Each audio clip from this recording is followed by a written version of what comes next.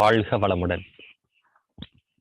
சிந்தனையை உடல் நலத்தை சீரமைத்து உய்வித்த குருவே வாழ்க. இன்றைய புனிதமான நல்ல நாளிலே மதகப்பட்டி மனவளக்கலை மன்றத்திலே நம்முடைய ஒரு நல்ல ஒரு சிந்தனை விருந்தை நாம் தொடங்குவோம். இன்றைய தலைப்பு மனிதனை மாமனிதனாக்கும் வேதாத்திரியம் அல்லது மனவளக்கலை என்று நம்ம வைத்துக் கொள்வோம். நம்முடைய இந்த குழுவில பெரும்பாலும் மாணவர்கள் இருக்கிறீங்க. அதிலும் பெரும்பாலும் அடிப்படை பயிற்சிகள் எடுத்தவங்களா இருக்கிறீங்க. பயிற்சி எடுக்காதவர்களும் சிலர் இதுல இருக்கிறீங்க. ஸோ மனவளக்கலைனா என்ன? வேதாத்திரி மகிழ்ச்சி என்றால் யார்? மாணவன்னா யாரு? ஆசிரியர்னா யாரு? எதுக்காக மாணவர்களுக்கு மனவளக்கலை தேவைப்படுது? மற்ற மனிதர்களுக்கும் ஏன் மனவளக்கலை தேவைப்படுது? இதோடைய இந்த காலத்தின் அவசியம் என்ன? இந்த மனவளக்கலை யோகாவின் அவசியம் என்ன? நமக்கு இதுல என்ன பெனிஃபிட் இருக்கு? என்னென்ன சைக்காலஜி இதுல இருக்கு? சைக்காலஜிக்கல் பிராக்டிசஸ் நம்முடைய மனவளக்கலையில நிறைய இருக்கு. என் பேரை பார்த்தீங்கன்னாலே தெரியும், மனவளக்கலை, அதாவது மனதை வளப்படுத்தும் கலை. அதனால ஒரு மாணவனுக்கு நிறைய பிரச்சனைகள் இருப்பது மனசுலதான். அவனுக்கு பெரும்பாலும் உடல்ல பிரச்சனை இருக்காது. ஸோ அந்த மனதுல என்னென்ன பிரச்சனைகள் வரும், அதுக்கு என்னென்ன பயிற்சிகள் நம்முடைய மனவளக்கலையில இருக்கு என்பதை பற்றியெல்லாம் நம்ம விரிவா சிந்திக்க போறோம். 4 மணியிலிருந்து 5 மணி வரை ஒரு 50-60 நிமிடங்கள் நம்முடைய வகுப்பு இருக்கும். அதுக்கு அடுத்து ஒரு 15 நிமிடம் கேள்வி பதில் வைத்துக் கொள்ளலாம். ஸோ உங்களுக்கு வரக்கூடிய எந்த விதமான சந்தேகத்தையும் நீங்க கேட்கலாம். என்னால முடிஞ்ச வரைக்கும் நான் பதில் சொல்றேன். பள்ளி மற்றும் கல்லூரி மாணவர்களுக்கு ஓரளவு இந்த செய்தி ஒரு பயனுள்ள முறையில இருக்கும் என்று நான் நம்புறேன். ஓகே, முதல்ல நம்முடைய தலைப்புக்குள்ள போவோம். மனிதனை மாமனிதனாக்கும் மனவளக்கலை அப்படின்னு சொல்றோம். ஓகே, மனிதன்னா யாரு? ஏன்னா மனிதன்னா யாருன்னு இப்ப தெரியறதே இல்லை. மனிதன் அப்படின்னா நம்முடைய முன்னோர்கள் நிறைய தமிழ் வார்த்தைகளை ரொம்ப அறிவாகத்தான் சிந்திச்சு டிசைன் பண்ணியிருக்கிறாங்க. அந்த வகையில மனிதன் அப்படின்னா அதை பிரிச்சு பார்க்கணும். மனம் பிளஸ் இதன் அப்படின்னு வரும். அதாவது மனதை இதமாக வைத்துக் கொள்பவன் யாரோ அவன்தான் மனிதன். மனதை இதமாக வைத்துக் கொள்பவன் யாரோ அவன்தான் மனிதன். அந்த வகையில மனதை இதமாக வைத்துக் கொள்ளக்கூடிய மனிதர்கள் இப்ப யாராச்சும் இருக்கிறாங்களா அப்படின்னு பார்த்தா ரொம்ப ரேர் கேஸா தான் இருப்பாங்க. ஏன்னா எல்லாருக்கும் டென்ஷன், ஸ்ட்ரெஸ், மன அழுத்தம் நிறைய இருக்கு. அதுல குறிப்பா மாணவர்களுக்கும் அழுத்தமா இருக்கு. இப்போ ஒரு ஆபீஸுக்கு போற ஒரு குடும்ப தலைவர், ஒரு வேலை செய்யக்கூடிய குடும்ப தலைவருக்கு ஸ்ட்ரெஸ் இருக்குன்னு சொன்னா கூட அதுல ஆச்சரியம் இல்லை. ஆனா பள்ளிக்கு போகக்கூடிய, கல்லூரிக்கு போகக்கூடிய நமக்கு இப்பெல்லாம் ஸ்ட்ரெஸ் நிறைய இருக்கு. அந்த அளவுக்கு பிரச்சனைகள் நிறைய, படிக்க முடியாமல் நிறைய துன்பப்படுறோம். அப்போ மனம் என்பது இதமாகவே இல்லை மாணவர்களுக்கு பெரும்பாலும். அதை எப்படி மாற்றுவதை பார்ப்போம். ஸோ மனிதன் அப்படின்னா மனம் பிளஸ் இதன் அப்படின்னு தெரிஞ்சுக்கிட்டோம். சரி, மாணவன்னா யாரு? மாணவன் அப்படின்னா அந்த வார்த்தையை பிரிச்சு பாருங்க. மாண்பு பிளஸ் அவன் அப்படின்னு வரும். மாண்பு, ஒரு அமைச்சர் என்ன சொன்னா என்ன சொல்லுவோம்? மாண்புமிகு அமைச்சர், மாண்புமிகு முதல்வர் அப்படின்னு சொல்லுவோம். அப்போ மாண்புன்னா என்ன? மாண்புன்னா பெருமை அல்லது உயர்ந்த அப்படின்னு அர்த்தம். ஸோ மாணவன் அப்படின்னாலே மாண்பு பிளஸ் அவன், அதாவது பெருமை மிக்கவன், பெருமையை நோக்கி செல்பவன், அந்த மாதிரி ஒரு உயர்ந்த அர்த்தத்தை குறிக்கும். சோ அவன் வளர்ந்த பிறகு அவனுடைய மனதை இதமாக வைத்துக் கொள்ளணும். அவன் கல்வி பயிலும் காலத்திலையும் அவன் பெருமை வாய்ந்தவனாக இருக்கணும். அந்த அளவுக்கு சிலபஸும் சரி, அவனுடைய படிப்பு முறைகளும் சரி, எல்லாமும் உயர்ந்ததாக இருக்கணும். இதுதான் மாணவன் அப்படிங்கிற வார்த்தைக்கு அர்த்தம். சாரி, மனிதன் பார்த்துட்டோம், மாணவன் பார்த்துட்டோம். அடுத்து ஆசிரியர்னா யாரு? ஆசிரியருங்கிற பேரை கூட தூய தமிழ்ல சொல்லலாம்னா எல்லாரும் என்ன சொல்லுவாங்க? வாத்தியாரு அப்படின்னு தான் சொல்லுவோம். சரி, ஆசிரியர்னா யாருன்னா அதையும் பிரிச்சு பாருங்க. ஆசு பிளஸ் உரியவர் அப்படின்னு வரும். அதாவது ஆசுக்கு உரியர், ஆசுனாலும் உயர்ந்த அல்லது ஆசீர்வாதமான அப்படிங்கிற அர்த்தம். ஒரு ஆசீர்வாதத்திற்கு உரியவர், ஆசீர்வாதம் செய்வதற்கு ஒரு எலிஜிபிள் பெர்சன் யாரோ அதுதான் ஆசிரியர். ஆசு கொடுக்கக்கூடியவர் ஆசிரியர் அப்படின்னு தமிழ் அகராதியில வரும். இது ஸோ நம்முடைய ஆசீர்வாதம் பண்ணக்கூடிய அளவுக்கு உயர்வாக இருக்கிறவங்க. அந்த ஆசீர்வாதத்தை வாங்கக்கூடிய மாணவர்களாகிய நாமளும் பார்த்தீங்கன்னா ஒரு பெருமை வாய்ந்தவர்களாகவே தான் இருக்கிறோம். அப்போ இருவரையும் உயர்த்தி சொல்வதற்காக ஒரு ஸ்கூல்ல ஒரு பாடம் நடத்தக்கூடிய ஆசிரியரையும் மாணவனையும் உயர்வாகவே நம்முடைய முன்னோர்கள் இப்படி இந்த வார்த்தைகளை கொடுத்து டிசைன் பண்ணி அதைத்தான் இப்ப நம்ம பேசிட்டு இருக்கோம். இந்த 3 வார்த்தைகள். சரி, இன்னொரு வார்த்தையும் சொல்றோம் ஆசிரியருக்கு. என்ன வார்த்தை சொல்றோம்? குரு அப்படின்னு. இப்ப குரு அப்படிங்கிறது பாத்தீங்கன்னா சமஸ்கிருத வார்த்தை, இது தமிழ் வார்த்தை இல்ல. அது பாத்தீங்கன்னா அந்த வார்த்தையில 2 எழுத்து இருக்கு. ஒண்ணு கு, இன்னொன்னு ரு. கு அப்படின்னா இருள் அப்படின்னு அர்த்தம். இருள் அல்லது அறியாமை அப்படின்னு அர்த்தம். ரு அப்படின்னா நீக்குபவர். அதாவது ஒரு ஆசிரியர் அல்லது ஒரு குரு அப்படிஎன்பவர் என்னன்னா நம்முடைய அறியாமையை நீக்குபவர் அப்படின்னு அர்த்தம். நம்முடைய அறியாமை என்னும் இருளை நீக்குபவர். ஏன்னா நமக்கு தெரியாத சிலபஸ, தெரியாத லெசன, பாடங்களை நமக்கு சொல்லிக் கொடுத்து நம்மளுடைய அறிவை விருத்தி தர்றாங்கல்ல. அதனால அவங்க அந்த அறியாமை இருளை நீக்கி அருள் புரிபவர் அப்படிங்கிற அர்த்தத்துல குரு அப்படின்னு வச்சாங்க. ஸோ மனிதன்னா மனம் பிளஸ் இதன், மனதை இதமாக வைத்துக் கொள்பவன். மாணவன் அப்படின்னா மாண்பு பிளஸ் அவன், மாண்பு மிகுந்தவன். மாண்பு மிகு மாணவன் கூட முன்னாடி எல்லாம் ஒரு படம் வந்துச்சு ஒரு 20 வருஷத்துக்கு முன்னாடி. அடுத்து ஆசிரியர்னா ஆசு பிளஸ் உரியர், ஆசீர்வாதத்தை கொடுக்கக்கூடியவர். குருனா இருளை நீக்குபவர். இந்த 4 வார்த்தைகளை நாம அடிப்படையில சிந்திச்சு பார்த்தாலே ஒரு இந்த மாணவ காலகட்டம், மாணவ பருவம் எவ்வளவு உயர்ந்தது அப்படிங்கிறது தெரியும். ஆனா பெரும்பாலும் இந்த வயதுல நம்ம இந்த அளவுக்கு ஆராய்ச்சி எல்லாம் பண்ண மாட்டீங்க நீங்க. இது இருந்தாலும் நம்ம இதை நீங்க உங்க தகவலுக்காக தெரிஞ்சுக்கோங்க. சரி, இப்போ இந்த மனிதனை மாமனிதனாக்கும் மனவளக்கலைன்னு சொல்றோம். மனிதன் அப்படின்னாலே மனிதன் மனதை இதமாக வைத்துக் கொள்ளக்கூடியவன் அப்படின்னு தான் பார்த்துட்டோம். இப்ப மாமனிதன்கிற வார்த்தையை ஏன் சொல்றோம் அப்படின்னா, சாதாரணமா இந்த உலகத்துல எல்லாரையும் உருவ அளவுல மனிதனாகவே பார்த்துட்டோம். அவனுக்கு கை கால் தலை இப்படி இப்படி இந்த உருவத்துல இருந்தா அவன் மனிதன் அப்படின்னு சொல்றோம். அப்ப மற்றவர்களை விட அவர்களை வித்தியாசப்படுத்தி சொல்லணுங்கிறதுக்காக கொஞ்சம் உயர்வு, அதுல இருந்து கொஞ்சம் உயர்வாக இருப்பவர்களை பிரித்து சொல்லணுங்கிறதுக்காக மாமனிதன் அப்படின்னு சொல்றோம். ஆனா உண்மையாகவே மனதை இதமாக வைத்துக் கொண்டாலே அவனே ஒரு மாமனிதன் தான், தனியாக சொல்ல வேண்டியதும் கிடையாது. அது ஆனா நம்முடைய மனவளக்கலை போன்று தவம், அகத்தாய்வு, உடற்பயிற்சி, காயகல்ப யோகா இது போன்ற பயிற்சிகள் எல்லாம் செய்து வந்தா அவன் தானாகவே மனிதனாக உயர்வான். மற்ற மாணவர்களை விட, மற்ற ஸ்டூடெண்ட்ஸை விட நீங்க தனியாவே தெரிவிங்க. அதனால நீங்க இப்படி கூட ஒரு மாணவனை மாண்புமிகு மாணவனாக மாற்றும் மனவளக்கலை அப்படின்னு நீங்க அதை எடுத்துக்கொள்ளலாம். சரி, இப்ப நம்ம பொதுவா இதில் பத்தி பார்த்துட்டோம். இப்ப மனவளக்கலைன்னா என்ன, வேதாத்திரி மகரிஷி யாரு, இதை பத்தி எல்லாம் கொஞ்சம் தெரிஞ்சுக்கலாம். வேதாத்திரி மகரிஷியை பத்தி நம்ம சொல்லுவோம். நம்முடைய நாட்டுல, குறிப்பா தமிழ்நாட்டுல பல யோகா அமைப்புகள் இருக்கு. யோகா அமைப்புகள்னு சொன்னா இப்ப யோகானா என்னன்னு அப்படிங்கிறது பார்க்க வேண்டியிருக்கு. அதை அடுத்து தனியா நான் சொல்றேன். நிறைய யோகா அமைப்புகள் இருக்கு. அது ஒவ்வொரு அமைப்பும் ஒவ்வொரு குருமார்களை வைத்துக்கொண்டு, தலைமை வைத்துக்கொண்டு நடத்துறாங்க. அந்த வகையில வேதாத்திரி மகரிஷி அவர் தலைமையாக வைத்துக்கொண்டு உருவாக்கப்பட்டதுதான் உலக சமுதாய சேவா சங்கம் அப்படிங்கிற ஒரு அமைப்பு. இது ஒரு யோகா அமைப்பு. இதோடைய தலைமையகம் சென்னையில இருக்கு. இந்த இந்த சங்கத்துடைய கிளைகள் பாத்தீங்கன்னா தமிழ்நாடு ஃபுல்லா எல்லா ஊர்களையும் இருக்கு. எல்லா ஊர்களையும் பாத்தீங்கன்னா மனவளக்கலை மன்றம் அப்படிங்கிற பேர்ல இருக்கும்.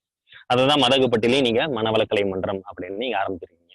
இது கொஞ்சம் பெருசா கட்டியிருந்தாங்கன்னா அது அறிவுத்திருக்கோயில் அப்படின்னு சொல்லுவாங்க. ஸோ அறிவுத்திருக்கோயில், அது இங்கிலீஷ்ல டெம்பிள் ஆஃப் கான்சியஸ்னஸ் அப்படின்னு சொல்லுவாங்க. மனவளக்கலை மன்றம் அப்படிங்கிறது நம்முடைய மனது பேர்லயே இருக்கு, தமிழ்லயே நமக்கு அர்த்தம் தெரியும். மனதை வளப்படுத்தக்கூடிய கலையை சொல்லித்தரக்கூடிய மன்றம். இது எல்லா ஊர்களையும் இருக்கு. இது போக கிராமங்களையும் பார்த்தெல்லாம் தத்தெடுத்து யோகாவை சொல்லி தர்றாங்க. அந்த வகையில உங்க ஊர்லயும் இந்த மனவளக்கலையை நடத்தி வேதாத்திரிய கிராமமாகவே இதை மாற்றி அதை தொடர்ந்து மன்றமாக நடத்திட்டு வர்றீங்க. இது இன்னும் ஒரு பெரிய நீங்க அறிவுத்திருக்கோயில் கட்டி மென்மேலும் வளரணும் அப்படிங்கிறது என்னுடைய என்னுடைய ஒரு விருப்பம், வாழ்த்துக்கள்.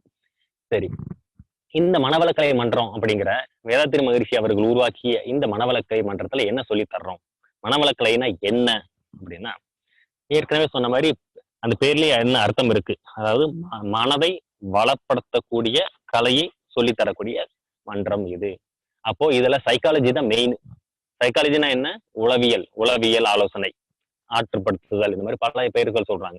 அப்போ மனவளக்கலை இது மாணவர்களுக்கு தான் முக்கியமா தேவைப்படுது. ஏற்கனவே சொன்ன மாதிரி இந்த வயசுல நம்ம யாருக்கும் உடம்புல ரொம்ப பெருசா ரொம்ப பிரச்சனை எதுவும் வரப்போறது இல்ல. மனசுலதான் ஸ்ட்ரெஸ் இது அதிகமாலாம் இருந்து நிறைய மாணவர்கள் படிக்க முடியாமல நிறைய கஷ்டப்படுறாங்க. சரியான வழிகாட்டுதல்கள் இல்ல. அப்போ இந்த பேர்லயே இருக்கிற அர்த்தமே மாணவர்களை மையப்படுத்தி மாணவர்களுக்கு தான் இது பேரு உதவியாக இருக்கக்கூடிய அளவுக்கு இந்த பேரே ரொம்ப விளக்கமாக இருக்கு. சரி, இந்த மனவளக்கலையில என்னென்ன பயிற்சிகள் சொல்லி தர்றாங்க அப்படின்னா, நீங்களும் பெரும்பாலும் இதோடைய ஃபவுண்டேஷன் கோர்ஸ் எடுத்திருக்கிறீங்க, அடிப்படை யோகா பயிற்சி எடுத்துட்டீங்க. எடுக்காத சில நண்பர்களும் இருக்கிறீங்க, அவர்களுக்கும் சேர்த்தே நான் உங்களுக்கு சொல்றேன். மற்றவர்களும் அதை ரெஃப்ரெஷ் பண்ணிக்கோங்க. இந்த மன்றத்துல நம்ம புதுசா வர்றவங்களுக்கு எளிய முறை உடற்பயிற்சி அப்படின்னு சொல்லி தர்றோம். எளிய முறை உடற்பயிற்சி, இது இங்கிலீஷ்ல சிம்பிளிஃபைடு பிசிக்கல் எக்ஸசைஸ் அப்படின்னு சொல்லுவாங்க. இதுல கை பயிற்சி, கால் பயிற்சி, மூச்சு பயிற்சி, கண் பயிற்சி, மகராசனம், அக்குப்ரெஷர், இந்த மாதிரி ஒரு 9 வகையான பயிற்சிகள் இருக்கு. இதை உங்களுக்கு அடிப்படை யோகால முதல் ஒரு 2, 3 நாள் இந்த பயிற்சியை சொல்லி தருவாங்க. இதை முடிச்சா, இது செஞ்சு முடிச்சா உடம்பு நல்லா ஃபிட்டா நீங்க ஃபீல் பண்ணுவீங்க. அந்த அளவுக்கு உடம்ப எதிரா யோகான்னா பொதுவாகவே கஷ்டப்பட்டு செய்யக்கூடிய தலைகளா நிக்கிறது, அந்த மாதிரி தண்ணியில மிதக்கிறது, இது போன்ற வித்தியாசமான விபரீதமான செயல்களை தான் யோகான்னு நம்ம நினைச்சிட்டு இருக்க சமுதாயம் நம்பிக்கிட்டு இருக்கு. அப்படி இல்லாம இந்த மனவளக்கலை மன்றத்துக்கு நீங்க வரும் பொழுது எளிமையான ஆசனங்களை, எளிமையான உடற்பயிற்சிகளை செய்து கொடுத்து, உண்மையான யோகான்னா இதுதான் அப்படிங்கிறத நீங்க புரிந்து கொள்வதற்கு முதல் 3 நாட்கள்ல இதை சொல்லி தருவாங்க. அதை கத்துக்கிறீங்க. அதுக்கடுத்து உங்களுக்கு தியான பயிற்சி கொடுப்பாங்க. தியான பயிற்சி அப்படிங்கிறது கண்களை மூடி நம்ம உள்முகமாக செய்யக்கூடிய ஒரு பயிற்சி. அத உங்களுக்கு முதல் தியானமாக உங்களுடைய நெற்றிக் கண்ணுல புருவ மத்தியில, இப்ப நம்மள விபூதி பூசுறோம்ல, விபூதி குங்குமம் வைக்கிற இடம், அந்த இடத்துல தான் ஆக்கினை அப்படின்னு ஒரு தவம் கொடுப்பாங்க. இது போன்று மொத்தம் ஒரு 10 வகையான தியானம் இருக்கு. நீங்க ஃபவுண்டேஷன் கோர்ஸ்ல ஒரு 3 வகையான தியானம் கத்திருப்பீங்க. ஆகினை, சாந்தி, துரியம் அப்படின்னு 3 தவம் கத்திருப்பீங்க. அடுத்து பாத்தீங்கன்னா, இந்த மாதிரி தியானம். 3வது பாத்தீங்கன்னா, அதாவது அகத்தாய்வு பயிற்சிகள். இதுவும் மனவளக்கலையில ஒரு முக்கியமான பகுதி. இந்த அகத்தாய்வு அப்படின்னா, நம்ம பிரிச்சு பாருங்க. அகம் பிளஸ் ஆய்வு அப்படின்னு அர்த்தம். அகம் அப்படின்னா உள்ளம் அல்லது மனசு. நம்முடைய மனசை ஆய்வு செய்யக்கூடியது. இதுக்குள்ள 4 விதமான பயிற்சிகள் இருக்கு. எண்ணம் ஆராய்தல், ஆசை சீரமைத்தல், சினம் தவிர்த்தல், கவலை ஒழித்தல், நான் யார். இது போன்ற பயிற்சிகள், தத்துவங்கள் இதெல்லாம் இருக்கு. இதை ஒவ்வொன்றையும் அடுத்து நம்ம விரிவாகவும் பார்க்க போறோம். இப்ப சுருக்கமா பார்த்துக்கலாம் இதெல்லாம். அடுத்த 4வதா ஒரு பயிற்சி சொல்லி தர்றாங்க, காயகல்ப யோகா அப்படின்னு. எளிய முறை உடற்பயிற்சி, எளிய முறை தியான பயிற்சி, அதுக்கடுத்து அகத்தாய்வு பயிற்சி. 4வதாக இந்த காயகல்ப யோகா அப்படிங்கிறது. காயகல்பம் அப்படிங்கிறது சித்த மருத்துவத்துல இந்த பெயரை பயன்படுத்தி தான் பொதுவா நம்ம எல்லாம் கேள்விப்பட்டிருப்போம். இது ஒரு மருந்து கிடையாது. இது ஒரு பயிற்சி. முக்கியமா மாணவர்களுக்கு இந்த வயதுல ஒழுக்கத்தை காத்துக் கொள்வதற்கு ரொம்ப உதவியாக இருக்கும். நிறைய மாணவர்களுக்கு பள்ளி வாழ்க்கையிலும் கல்லூரி வாழ்க்கையிலும் திசை மாறி போயிடுறாங்க. அவர்களை தடுத்து நிறுத்தி நம்மளை தற்காத்துக் கொள்வதற்கு இந்த யோகா உங்களுக்கு உதவி செய்யும். அது காயகல்ப யோகா. ஸோ நீங்க இந்த மனவளக்கலை மன்றத்துக்கு நீங்க வந்தீங்கன்னா, முதல்ல உங்க உடலுக்கு எளிமையான உடற்பயிற்சி சொல்லி கொடுத்து பாடியை நல்லா ஃபிட் பண்ணிடுவாங்க. அதுக்கடுத்து தவம் கத்துக் கொடுக்குறோம். அதுக்கடுத்து அகத்தாய்வு, அப்புறம் காயகல்ப யோகா. இப்ப இந்த ஃபர்ஸ்ட்டும் லாஸ்ட்டும் பாத்தீங்கன்னா உடலால செய்யறது உடற்பயிற்சியும் காயகல்ப பயிற்சியும். நடுவுல உள்ளது பாருங்க, தவமும் அகத்தாய்வும். இது 2ம் நம்முடைய மனதால செய்யக்கூடியது. மனவளக்கலையில முக்கியமான அங்கமே இந்த 2 தான். ஸோ மனதை வளப்படுத்துறதுக்காக நம்ம இது போன்று கண்ணை மூடி செய்யக்கூடிய தியானமும், நம்மளை நாமளே ஆராய்ச்சி செய்யக்கூடிய அகத்தாய்வும் ரொம்ப முக்கியம். அதை இந்த மன்றத்துல உங்களுக்கு சொல்லி கொடுப்பாங்க. அந்த வகையில ஃபவுண்டேஷன்ல உங்களுக்கு ஓரளவு எண்ணம் ஆராய்தல் அந்த அளவுக்கு அது வரைக்கும் உங்களுக்கு நடத்திருப்பாங்க. சிரம் தவிர்த்தல் கூட கொஞ்சம் சொல்லியிருப்பாங்க. கோபத்தை பத்தி எல்லாம் கொஞ்சம் சொல்லியிருப்பாங்க. ஸோ இதெல்லாம் ஒரு அடிப்படை. இன்னும் மேற்கொண்டு உங்களுக்கு அகத்தாய்வு முதல் நிலை, 2ஆம் நிலை, 3ஆம் நிலை அப்படின்னு 3 பயிற்சிகள் வச்சிருப்பாங்க. அது மேற்கொண்டு நீங்க நல்லா தொடர்ந்து இந்த மன்றத்துல நீங்க உறுப்பினரா இருந்து, மெம்பரா இருந்து நீங்க அதை கத்துக்கணும். அதுக்கு அடுத்து மேல் பயிற்சிக்காக பிரம்மஞான பயிற்சி அப்படின்னு உண்டு. அது ஆழியாறுல, பொள்ளாச்சியில ஆழியார் அறிவு திருக்கோயில அதை நடத்துவாங்க. அங்க போய் 3 நாள் குரு வாழ்ந்த இடத்துல நீங்க போய் தங்கி இந்த பயிற்சிகளை நீங்க கற்றுக்கொள்ளலாம். அதுக்கடுத்து உங்களுக்கு ஒரு 20, 22 வயசு தாண்டும் பொழுது நீங்க ஆசிரியர் பயிற்சி அப்படின்னு ஒண்ணு இருக்கு. அதாவது நான் உங்களுக்கு இந்த மன்றத்துல எப்படி அடுத்தவங்க தீட்சை கொடுத்தாங்கல்ல, தியானம் சொல்லி கொடுத்தாங்க, காயகல்ப யோகா சொல்லி கொடுத்தாங்க இல்லையா, இதே போல நீங்க மத்தவங்களுக்கு சொல்லி கொடுக்கணும்ல. சோ அந்த வகையில ஒரு ஆசிரியர், ஏற்கனவே சொன்ன மாதிரி ஆசீர்வாதத்துக்கு உரியவராக அவங்களை ஆக்குவது, அப்படிப்பட்ட ஒரு பயிற்சி இருக்கு. அதுக்கு பேர் அருள்நிதி பயிற்சி அப்படின்னு. அதை நீங்க உங்களுக்கு அந்த தக்க வயது வரும் பொழுது நீங்க அதை கலந்து கொண்டீங்கன்னா, அதுக்கடுத்து உங்களை போன்று பின்னாடி வரக்கூடிய மாணவர்களுக்கெல்லாம் நீங்க வழிகாட்டும் விதமாக இருக்கும். ஸோ ஆரம்பத்துல இந்த ஃபவுண்டேஷன் கோர்ஸ், அகத்தாய்வு பயிற்சிகள், பிரம்மஞான பயிற்சி இதெல்லாம் கற்றுக்கொண்டு உங்களுடைய மனதை நீங்க நல்லா வளப்படுத்தி கொண்டு இந்த சங்கத்திலையும் மன்றத்திலையும் தொடர்ந்து நீங்க மெம்பரா இருக்கணும். பிற்காலத்துல நீங்களும் ஆசிரியராகி, இப்ப நான் எங்களை போன்ற ஆசிரியராகி, இப்ப நான் எப்படி உங்களுக்கு இப்ப பேசுறோம்னு கிளாஸ் எடுக்கிறோம், அதே போல நீங்களும் பல பேருக்கு கிளாஸ் எடுத்து அவர்களுக்கும் மனவளம் பெறுவதற்காக உதவி செய்யணும். ஸோ இதுதான் ஒரு மனவளக்கலை மன்றத்துடைய சுருக்கமான ஒரு அறிமுகம் என்னுடைய இதுல. இப்ப நம்ம கொஞ்சம் விரிவா பார்க்கணும். இப்ப இதுல இருக்கிற ஒவ்வொரு பயிற்சியும் கொஞ்சம் கொஞ்சம் விரிவா பார்க்கலாம். இப்போ நான் பாத்தீங்கன்னா, நான் என்னுடைய பள்ளி வயதுல தான் இந்த மன்றத்துல சேர்ந்தேன். அருப்புக்கோட்டை, என்னுடைய ஊர் பாத்தீங்கன்னா அருப்புக்கோட்டை. அங்க மனவளக்கலை மன்றம் அப்படின்னு இருந்தது. நான் ஒரு 11ஆம் வகுப்பு 11th படிக்கும் பொழுதுதான் இந்த மன்றத்துல சேர்ந்தேன். என்னை சேர்த்தது பாத்தீங்கன்னா ஒரு ஆசிரியர் தான், எங்களுடைய ஆங்கில ஆசிரியர். பொதுவா எல்லா ஸ்கூல்லயும் உங்களுக்கு தெரியும், ஆசிரியர் இங்கிலீஷ் மாஸ்டர் எல்லாருமே என்ன சொல்லுவாங்க, குட் மார்னிங், குட் ஆஃப்டர்நூன் இப்படிதான் சொல்லுவாங்க. ஆனா என்னுடைய ஆசிரியர் பாத்தீங்கன்னா 2002ல நான் அவர்கிட்ட அவர் 2001ல அவர்கிட்ட +1 படிச்சேன். அப்ப அவர் சொல்லுவாங்க வாழ்க வளமுடன் அப்படின்னு தான் சொல்லுவாங்க. ஒரு ஆங்கில ஆசிரியர் வாழ்க வளமுடன் அப்படின்னு பள்ளியில சொல்றாங்கன்னா அப்ப அவங்க எந்த அளவுக்கு இந்த மனவளக்கலையை பத்தி உணர்ந்து அதை சொல்றாங்க அப்படிங்கிறத நீங்க புரிந்து கொள்ளலாம். ஸோ அவங்க காயகல்ப யோகா இருக்கு, நீ வா வர்றவங்க எல்லாம் விருப்பம் உள்ளவங்க வரலாம் அப்படின்னு சொல்லி அதுல சில பேர் நாங்க போனோம். அப்புறம் மற்ற பயிற்சிகள் இருக்குன்னு சொல்லவும் அப்படியே நம்ம மெம்பர் ஆகி இன்னைக்கு வரைக்கும் கிட்டத்தட்ட ஒரு 18 வருடமாக 17 வருடமாக இந்த மனவளக்கலை மன்றத்துல நானும் ஒரு ஆசிரியராக இருக்கிறேன். உங்களை போன்ற பல மாணவர்களையும் நானும் பார்த்திருக்கிறேன். என்னுடைய மனவளக்கலை ஆராய்ச்சியை பாத்தீங்கன்னா மாணவர்களை வைத்துதான் நடந்தது. நான் என்னுடைய பிஹெச்டி எம்ஏ யோகா முடிச்சு பிஹெச்டி பண்ணும் பொழுது கோவையில கவர்மெண்ட் ஸ்கூல்ல 11ஆம் வகுப்பு படிக்கக்கூடிய மாணவர்களுக்கு நம்முடைய வேதாத்திரி மகிழ்ச்சியுடைய தியானத்தை சொல்லி கொடுத்து அந்த அதனால மாணவர்களுக்கு என்னென்ன உடல் ரீதியா மன ரீதியா அவங்களுடைய அகாடமிக் மார்க் எல்லாம் எப்படி இம்ப்ரூவ் ஆகுது அந்த வகையில எல்லாம் ரிசர்ச் பண்ணணும். அதை பத்தி நான் அடுத்து உங்களுக்கு விரிவா சொல்றேன். சரி, இப்ப பயிற்சிகளை பத்தி ஓரளவு போலாம். மாணவர்களுக்கு ஆகிய உங்களுக்கு இதுல என்னென்ன பெனிஃபிட் இருக்கு ஒவ்வொரு பயிற்சியிலையும் அப்படின்னு குறிப்பா நான் உங்களுக்கு சொல்றேன். உதாரணமாக எடுத்து முதல்ல உங்களுக்கு சொல்லித்தரக்கூடிய பயிற்சியான எளிய முறை உடற்பயிற்சி. இதுல கைப்பயிற்சி, கால் பயிற்சி, மூச்சு பயிற்சி இதெல்லாம் வரிசையா சொல்லி கொடுத்துருப்பாங்க. இதெல்லாம் நம்ம ரெகுலரா செய்யணும். இதுல குறிப்பா நீங்க மாணவர்கள் நீங்க செய்ய வேண்டியது என்னன்னா தசையினார் மூச்சு பயிற்சி அப்படின்னு ஒரு பயிற்சி இருக்கு. அதாவது நியூரோ மஸ்குலர் பிரீத்திங் எக்ஸசைஸ் அப்படின்னு சொல்லி அந்த பயிற்சி இல்லாம உங்களுக்கு தெரியும். அந்த பயிற்சியை நீங்க மாணவர்கள் ரெகுலரா செய்யணும். அந்த பயிற்சி ஏன் செய்யணும், அது என்ன நன்மை அப்படின்னா இந்த பயிற்சியை தொடர்ந்து செய்பவர்களுக்கு 3 பெனிஃபிட் கிடைக்கும். ஒண்ணு memory power, understanding power, recalling power. இந்த 3 அதிகரிக்கும். தமிழ்ல சொன்னா நல்ல நினைவு திறன், புரிந்து கொள்ளும் திறன், அப்புறம் நினைவு கூறும் திறன். இப்ப வாத்தியார் நமக்கு ஆசிரியர் கிளாஸ் எடுக்கிறாங்க, நமக்கு கிளாஸ் எடுக்கும்போது நமக்கு புரியும். அதுக்கப்புறம் கொஞ்சம் ஞாபகம் கூட இருக்கும். ஆனா அதுக்கடுத்து ஒரு எக்ஸாம் எழுதும்போது அது ஞாபகத்துல வராது. ஏற்கனவே படிச்சிருந்தா கூட நமக்கு ஞாபகம் வராது. அதுதான் நினைவு கூறும் திறன் இல்லாமல். அந்த நினைவு கூறும் திறன் இல்லாம இருப்பது மாறிடும். நல்ல சில பேருக்கு புரிந்து கொள்வது கூட கஷ்டமா இருக்கும். ஆசிரியர் மத்தவங்களுக்கு புரியும், நமக்கு புரியாது அந்த சப்ஜெக்ட். அது கூட பாத்தீங்கன்னா அந்த பயிற்சினால உங்களுக்கு புரியும். எப்படி அந்த மூச்சு பயிற்சி வேலை செய்யுதுங்கிறத உங்களுக்கு நான் ஓரளவு அறிவியல் பூர்வமாக சொல்றேன். அப்படி சொன்னோம்னா நீங்க அந்த பயிற்சி மேல நல்ல ஒரு ஆர்வம் கொள்வீங்க. எதுக்காக இதை செய்யறோம், இதுக்காக இதை கண்டிப்பா செய்யணும் அப்படின்னு நீங்க புரிந்து கொள்வீங்க. அந்த பயிற்சியெல்லாம் உங்களுக்கு தெரியும். முதல் 2 நிலை வஜ்ராசனத்துல செய்வோம். மற்ற 5 நிலை பாத்தீங்கன்னா சாதாரணமா அமர்ந்து செய்வோம். மொத்தம் 7 பொசிஷன். ஒவ்வொரு பொசிஷன்லயும் 5 முறை ஆழ்ந்து மூச்சு இழுத்து விடுறது இருக்கும். மொத்தம் 35 முறை மூச்சு இழுத்து விடுறதா இருக்கும்.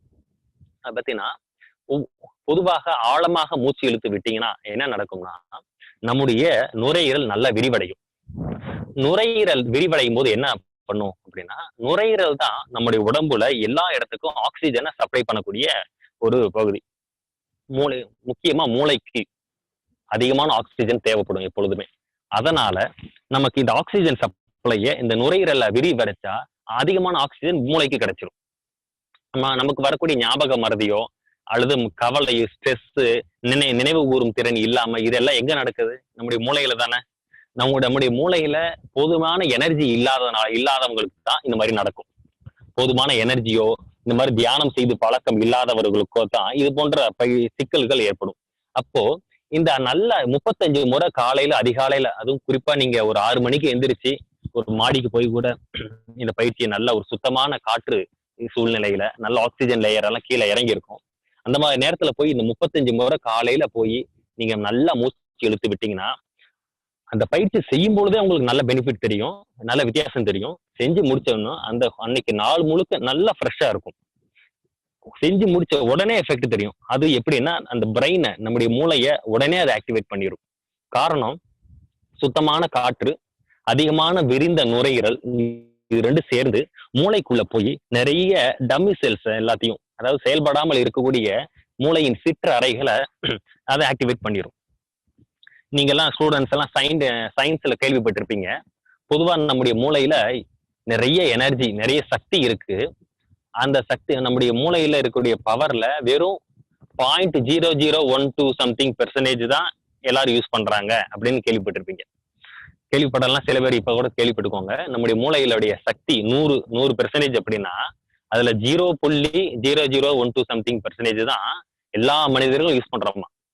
சயின்டிஸ்ட் இப்ப இந்த விஞ்ஞானிகள் எல்லாம் நம்மளோட கொஞ்சம் யூஸ் பண்ணுவாங்க. இப்ப 0.012 அந்த மாதிரி வச்சுக்கோங்களேன். அப்போ சயின்டிஸ்ட் கூட பாத்தீங்கன்னா 1% ரீச் பண்ணல. அப்படியே 1% ரீச் பண்ணா கூட மிச்சம் 99% அந்த மூளையில இருக்கிற சக்தி சும்மாதான் இருக்குமா. அந்த சக்தி என்னன்னா, நான் அந்த அளவுக்கு நம்முடைய மூளையில நிறைய எம்டி செல்ஸ் இருக்காம். உதாரணமாக ஒரு 10% செல்கள் தான் நமக்கு திங்கிங்க்கு வேலை செய்யும். மற்ற 90% செல்கள் தூங்கிக்கிட்டு இருக்கும். ஸோ வேதாத்திரி மகரிஷியுடைய இந்த மனவளக்கலை மட்டத்துல நீங்க கத்துக்கிட்ட இந்த மூச்சு பயிற்சினால நமக்கு கிடைக்கக்கூடிய நன்மை என்னன்னா, நீங்க செஞ்சீங்கன்னா ஒவ்வொரு நாளும் ஆக்சிஜன் சப்ளை அதிகமாக உங்க மூளைக்கு போய் போய் டே பை டே உங்களுக்கு அந்த memory power, understanding power, recalling power இதெல்லாம் இது மூணுமே உங்களுக்கு நல்லா குடிக்கிட்டே வர்றதை உணரலாம். ஒரு மாசம் நீங்க தொடர்ந்து செஞ்சீங்கன்னா கம்ப்ளீட்லி நல்ல ஒரு முன்னேற்றம் இருக்கும். படிக்கிறதுல உங்களுக்கு அதிகமான ஆர்வம் வந்துடும். ஏன்னா பிரெயின் ஆக்டிவா இருக்குல்ல. இப்போ இப்போ சாயங்காலம் இப்ப நல்லா விளையாண்டோம்னு வச்சுக்கோங்களேன். விளையாண்டுக்கு அப்புறம் சோர்வாயிடுறோம். ஏன் விளையாடும் பொழுது விளையாடுறதுக்கு முன்னாடி நம்ம கிட்ட எனர்ஜி இருக்கு. விளையாட்டின் மூலமாக எனர்ஜி தீர்ந்துருது. அப்ப சோர்வாயிரும். அப்ப ஒரு டீ காஃபி குடிக்க வேண்டி இருக்கு. ஆனா இந்த மூச்சு பயிற்சியை காலையில நீங்க செஞ்சிட்டீங்கன்னா அந்த நாள் முழுக்க ஃபுல்லா நீங்க ஆக்டிவாக இருக்கலாம். பிளஸ் படிப்புக்கு ரொம்ப பேருதவியா இருக்கும். சரி, இன்னொன்னு பாத்தீங்கன்னா சில சப்ஜெக்ட் எல்லாம் பாத்தீங்கன்னா வாத்தியார் நடத்தும் பொழுது நமக்கு புரியலனாலும் அதுக்கடுத்து நம்மளா வீட்டுக்கு வந்து அமைதியான மனநிலையில இருந்து அந்த புக்கை படிச்சா உங்களுக்கு தானாவே புரிய ஆரம்பிச்சிடும். அப்படிப்பட்ட அமைதியான நிலையை கூட நம்ம பெரும்பாலான மாணவர்கள் உட்காருவது இல்லை. பெரும்பாலும் அது ஒண்ணு சோம்பேறித்தனமாகவும் அல்லது அலட்சியமா அப்புறம் பாத்துக்கலாம் அப்படிங்கிற மாதிரி நினைச்சிட்டு அசால்ட்டா இருப்போம். அப்படி இருந்தும் நம்ம படிக்கணும்னு நினைச்சா கூட நம்மளுடைய ஃப்ரெண்ட்ஸ் ஏதாச்சும் கேள்வி பண்ணிட்டு நம்மளை படிக்க விட மாட்டான். ஸோ அந்த மாதிரி எல்லாம் இருக்கு. ஆனாலும் நாம கொஞ்சம் பொறுப்பாக இருந்து அதை படிக்க உட்கார்ந்தோம்னா நல்ல கான்சன்ட்ரேஷன் இருக்காது பல பேருக்கு. அந்த கான்சன்ட்ரேஷன், அந்த ஃபோக்கஸிங் பவர்னு சொல்லுவாங்க. அந்த ஃபோக்கஸிங் பவரையும் இந்த மூச்சு பயிற்சி கொடுக்கும். அதனால நீங்க உங்களுக்கு ரொம்ப ரொம்ப முக்கியமான பயிற்சி இந்த மூச்சு பயிற்சி. இது இங்க எல்லா பயிற்சியோட சேர்ந்து செய்யுங்க. சப்போஸ் செய்ய முடியலைன்னா இந்த பயிற்சி மட்டுமாவது நீங்க காலையில செய்யணும். வாய்ப்பு இருந்தா நீங்க சாயங்காலமும் இந்த மூச்சு பயிற்சி செய்யுங்க. நல்ல ஒரு படிப்புல நல்ல ஒரு முன்னேற்றம் இருக்கும். அடுத்து 2வது இப்ப தவம். இந்த தியானத்தை பத்தி கொஞ்சம் பார்க்கலாம். நீங்க எல்லாரும் ஆகினை தவம் எடுத்திருப்பீங்க. உங்க நெற்றி கண்ணுல தொட்டு காமிச்சிருப்பாங்க. அப்புறம் சாந்தி தவம் அப்படின்னு ஒண்ணு கொடுத்திருப்பாங்க. இந்த முதுகு தண்டு முடியிற இடத்துல கீழே உங்களுக்கு தொட்டு கொடுக்கறது ஒண்ணு. அப்புறம் 3வது பாத்தீங்கன்னா தலை உச்சியில துரிய தவம் அப்படின்னு சொல்லுவாங்க. அதுவும் அந்த துரிய தவம் கூட பாத்தீங்கன்னா தலையில உச்சியில கொடுக்கறது மூளை செல்கள் எல்லாம் நல்லா ஆக்டிவேட் ஆகுறதுக்காக. ஒண்ணு மூச்சு பயிற்சி மூலமாக மூளை செல்களை ஆக்டிவேட் பண்றோம். இல்லைன்னா இந்த தவத்தின் மூலமாக ஆக்டிவேட் பண்ணும். அப்படி எப்படி பார்த்தாலும் மாணவர்களாகிய நமக்கு படிப்புல நாம நம்முடைய அறிவை மூளையை பயன்படுத்தி நம்ம படிக்கிறோம். அதுக்கு உதவியாகவே தான் இந்த மனவளக்கலை பயிற்சி இருக்கு. சரி, இந்த தவத்தினால என்ன நன்மை அப்படின்னு கேட்டீங்கன்னா, இந்த தவம் அப்படிங்கிறது ரொம்ப ரொம்ப முக்கியங்க. தமிழ்ல கடவுள் அப்படின்னு ஒரு வார்த்தையை நீங்க கேள்விப்பட்டிருப்பீங்க. எல்லாருக்கும் தெரியும் கடவுள்ங்கிற வார்த்தை தெரியாதவங்க யாருமே கிடையாது. ஆனா அது உண்மையான அர்த்தம் பல பேருக்கு தெரியறது இல்ல. முக்கியமா மாணவர்களுக்கும் தெரியறது இல்ல. கடவுள் அப்படின்னா கடை பிளஸ் உள் அப்படின்னு அர்த்தம். அதாவது உள் கடை, உள்ள கடந்து போ அப்படின்னு அர்த்தம். எங்க வெளியில கடந்து இல்ல, உள்ள கடந்து போ அப்படின்னு. அப்ப உள்ள என்ன இருக்கு அப்படின்னா இது போன்ற நம்முடைய உடம்புல ஒரு 7 சக்கரங்கள் இருக்கு. அந்த சக்கரங்கள் மேல இது போன்ற தவம் செய்வது எனர்ஜி சக்கராஸ் சொல்லுவாங்க. இது போன்ற மையங்கள் மேல தவம் செஞ்சாங்கன்னா நமக்கு நல்ல ஒரு ஆற்றல் கிடைக்கும். நல்ல வில் பவர் கூடும். மனதுல கான்பிடன்ஸ் லெவல், மனதுல உறுதி கூடும். நிறைய நன்மைகள் கிடைக்கும். முக்கியமா ஒரு புத்தகத்தை எடுத்து படிக்க உட்கார்ந்த உடனே அதை கவனிச்சு 1 மணி நேரத்துல நம்ம படிக்கக்கூடிய சப்ஜெக்ட 1/2 மணி நேரத்துல நம்மள ஈஸியா கான்சன்ட்ரேஷன் பவரோட, ஃபோக்கஸிங் பவரோட நம்மள படிக்க வைக்கக்கூடிய ஒரு சக்தி இந்த தியானத்துக்கு உண்டு. தியானத்துக்கும் உண்டு, மூச்சு பயிற்சிக்கும் உண்டு. எஸ்பெஷலி தியானத்துக்கு அதிகமான சக்தி உண்டு. இதை டெஸ்ட் பண்ணுவதற்காக நானு ஒரு 7 வருஷத்துக்கு முன்னாடி இந்த ஆராய்ச்சி செஞ்சேன். கோவையில அப்போ ஒரு 7 வருஷத்துக்கு முன்னாடி 11ஆம் வகுப்பு படிக்கக்கூடிய மாணவர்களுக்கு அவர்களுக்கு 9 மைய தவம் அப்படின்னு ஒரு தவம் கொடுக்கும். அது வேதாத்திரி மகிழ்ச்சியுடைய தவம். அது அகத்தாய்வு 3 அந்த மாதிரி 2 அது போன்ற பயிற்சிகளை உங்களுக்கு சொல்லி கொடுப்பாங்க. 9 மையம்னா அதுல உடம்புல 7 மையங்கள் இருக்கும். அதுல 3 மையத்தை தான் நீங்க ஏற்கனவே கத்துக்கிட்டீங்க. ஆகினை, சாந்தி, துரியம் அப்படின்னு. மிச்சம் ஒரு 4 மையங்கள் இருக்கு. இந்த இந்த 3 குறிப்பா இந்த 3 மையங்கள்ல தவம் செஞ்சு அவங்களுக்கு நிறைய நன்மை கிடைச்சது. அவங்களுக்கு ஒரு 6 மாசம் அந்த பயிற்சி கொடுத்தேன். அவங்களுக்கு பயிற்சி கொடுத்ததுனால பயிற்சிக்கு முன்னாடியும் பயிற்சியின் போதும் பயிற்சியின் பின்னாடியும் நல்ல ஒரு மாற்றம் தெரிஞ்சது. அந்த மாற்றம் என்னன்னு நான் உங்களுக்கு சொல்றேன். அதை தெரிஞ்சுக்கிட்டீங்கன்னா உங்களுக்கு அதே மாதிரி நன்மை கிடைக்கும். நீங்க கூட செஞ்சு சுயமா கூட நீங்க அதை டெஸ்ட் எடுத்துக்கொள்ளலாம். ஃபர்ஸ்ட் என்ன பாத்தீங்கன்னா, அவங்களுக்கு அந்த 6ஆண்டு சக்கராஸ் எனர்ஜி லெவல்னு சொல்லுவாங்க. அதாவது நம்ம உடம்புல ஒரு விதமான காந்த சக்தி இருக்கு. என்ன காந்த சக்தினா, நம்ம உடம்புல உயிர் இருக்குல்ல, உடம்புல உயிர் ஃபுல்லா இருக்கு, உடம்புல எல்லா இடத்துலயும் இருக்கு. அந்த உயிர்ல இருந்து ஒரு விதமான காந்த அலைகள் வரும். அந்த காந்த அலை தான் நம்ம உடம்பு ஃபுல்லா சுத்தி இருக்கும். நீங்க எல்லாம் இந்த சாமி படம் பார்த்திருப்பீங்க. சாமி படத்துக்கு பின்னாடி ஒளிவட்டம் இருக்குல்ல. ஒரு கடவுள் படம் பார்த்தீங்கன்னா, கடவுள் படத்துக்கு பின்னாடி ஒரு ஒளிவட்டம் போட்டிருப்பாங்க. எல்லா ஜீசஸ் பின்னாடி போட்டிருப்பாங்க. எல்லா இடத்துலயும் போட்டிருப்பாங்க. அந்த ஒளிவட்டம் தான் மனிதனை சுத்தி அவனுடைய உடம்பு ஃபுல்லா சுத்தி இருக்கும். அதுதான் காந்தம்னு சொல்லுவாங்க. காந்த உடல் அப்படின்னு சொல்லுவாங்க. இது ஆரா அப்படின்னு இங்கிலீஷ்ல சொல்லுவாங்க. இந்த ஆறா தான் நம்முடைய உடம்புல எனர்ஜி லெவல் முக்கியமா. இந்த எனர்ஜி எப்ப குறையுதோ அப்ப நமக்கு ஏதாவது நோய் வரும், கொஞ்சம் கவலை வரும், நமக்கு கொஞ்சம் வீக்கா இருப்போம். பசங்க எல்லாம் விளையாட போனா கூட நம்ம விளையாட போக மாட்டோம். இது மாதிரி சுறுசுறுப்பு இல்லாம இருக்கிறது. ஒரு சில ஸ்டூடெண்ட்ஸ் எல்லாம் ரொம்ப மந்தமா இருப்பாங்கல்ல, அந்த மாதிரி இருக்கிற காரணம் இந்த ஆறா எனர்ஜி லெவல் கம்மியா இருக்கிறது தான். இந்த தவம் செய்ய செய்ய செய்ய அவங்களுக்கு 3 மாசத்துல நல்ல ஒரு எனர்ஜி லெவல் கூடுனது. அப்புறம் சக்கராஸ் அப்படின்னு சொல்லி இந்த 7 சக்கரங்களையும் டெஸ்ட் பண்றதுக்கெல்லாம் மெஷின் வந்துருச்சு. அதை கொடுத்து டெஸ்ட் பண்ணேன். அதுலயும் அவங்களுக்கு நல்ல முன்னேற்றம். அப்புறம் பாத்தீங்கன்னா அவங்களுக்கு அவங்களுடைய பிஹேவியர் கேரக்டர் எப்படி மாறுது, மனவளக்கலையினாலே சைக்காலஜின்னு சொன்னோம்ல, அப்போ அவங்க சைக்காலஜி எப்படி மாறுதுன்னு கண்டுபிடிக்கிறதுக்காக ஒரு டெஸ்ட் எடுத்தேன். அதாவது அவங்களுடைய பிஹேவியர் வித் பேரண்ட்ஸ், அவங்களுடைய டீச்சர்ஸ் மற்றும் ஃப்ரெண்ட்ஸ், இவங்க 3 பேர்கிட்ட அவங்க எப்படி நடந்துக்கிறாங்க அப்படின்ட்டு. அவங்களுடைய ஆசிரியர் வகுப்பு அறையில ஆசிரியர்கிட்டயும் சக மாணவர்கிட்டயும் எப்படி நடந்துக்கிறான், பிளஸ் அவங்க வீட்டுல அவங்க அம்மா அப்பாட்ட எப்படி நடந்துக்கிறான், அப்பா அம்மாவை மதிக்கிறானா, அவங்க சொல்றதை கேட்கிறானா, இதெல்லாம் அவங்க கொஸ்டின் ரெடி பண்ணி கொடுத்து கண்டுபிடிச்சோம். அந்த வகையில பாத்தீங்கன்னா அவங்க அவங்க ஒரு மூணு மாசத்துல நல்ல ஒரு முன்னேற்றம் அவங்களுக்கு தெரிஞ்சது.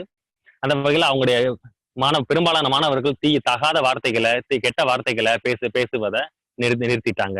அதே போல அவங்களுக்கு சக மாணவர்களை கேலி பண்றது, கிண்டல் பண்றது போன்ற குணங்கள் எல்லாம் மாறினது.